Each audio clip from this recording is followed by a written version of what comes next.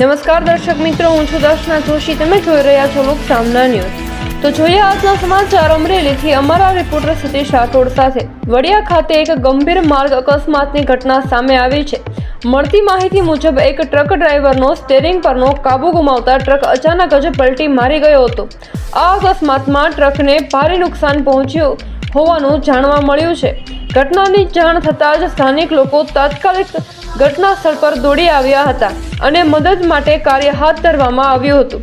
સદભાગ્યે આ ઘટનામાં કોઈ જાનહાનિ નોંધાઈ નથી, પરંતુ ડ્રાઈવરને નાની મોટી ઈજાઓ પહોંચ્યાની માહિતી મળી રહી છે. ઘટનાની જાણ થતાં પોલીસ પણ સ્થળ પર પહોંચી હતી અને વધુ તપાસ હાથ ધરવામાં આવી છે.